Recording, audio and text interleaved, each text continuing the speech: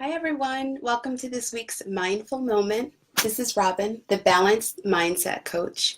I help executives and career professionals whose work has overtaken their lives accelerate their leadership by creating balance.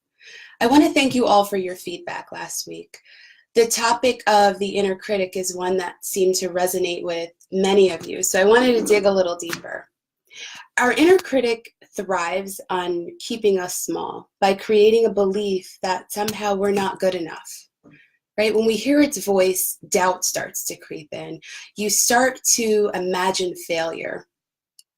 You may even be scared of succeeding, since your inner critic reminds you that eventually you'll fail, you'll lose, it may not be worth it. Last week, we talked about reframing our thoughts in a way to shut down the gremlin. Another tip is to actually focus in on your intentions. When the inner critic or the gremlin shows up, embrace it. We don't have to believe it, but we acknowledge it and we ask, what's really going on? Why is the gremlin here and now? And how is this true for me? This will allow you to focus on how the inner critic's thoughts align with your intentions or how they don't. We all have feelings, but the truth is we don't have to be those feelings. Now that you know what the inner critic has to say, what's a more powerful message that you can tell yourself that's in alignment with your intentions? A couple of months ago, I attended this networking event. It was really a practice session. I wanted to hone in on my networking skills with people that I didn't know at all. And I was taken aback at how nervous I was that day. I was nervous that I wouldn't know what to say or that nobody would really be interested in hearing about my coaching practice. But I dug a little deeper. Why was I really nervous? I didn't want to fail, whatever that meant, right? I invested so much time in developing, my business and my coaching practice. I felt that everything, for some reason, was riding on whether or not I could pique interest amongst this crowd. Once I got there, I started mingling and I made my way around the room. My nerves calmed down early on in the event, and once I realized that my entire life wasn't riding on this one thing, I to convince someone that I'm worthy. It was just a ridiculous expectation that I had. I realized that I was feeling nervous, and that was really the work of the inner critic.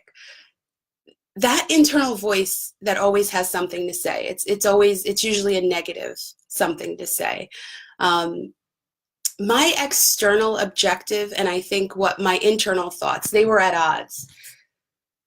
I had all these expectations about what I wanted to happen, but I never really stopped and paused to set an intention for how I was going to show up internally. I realized that after I did a mini session, I did a session with a young couple about imposter syndrome, and it was really good. I realized that I was making a genuine connection. My coaching services are life-changing, so what's all the pressure about? I needed to tell my inner critic to back up and let me take the lead. I'm going to fast forward to about 2 weeks later. There was another networking event that I went to, and that day, man, that was so different than the last time. I've been calm, super chill all day. I wasn't worried. I was going to an event with some of the most influential HR leaders in the area. They were going to present on emerging trends.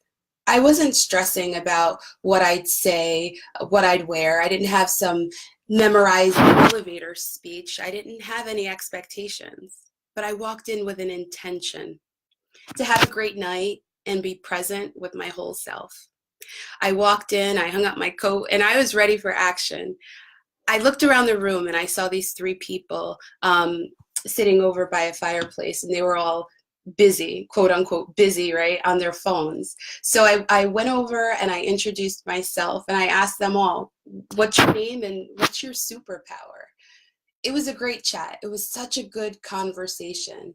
I met a woman who was an executive in the medical examiner's office, and we talked for a while, and I actually helped her think about new ways that she could expand her succession profile.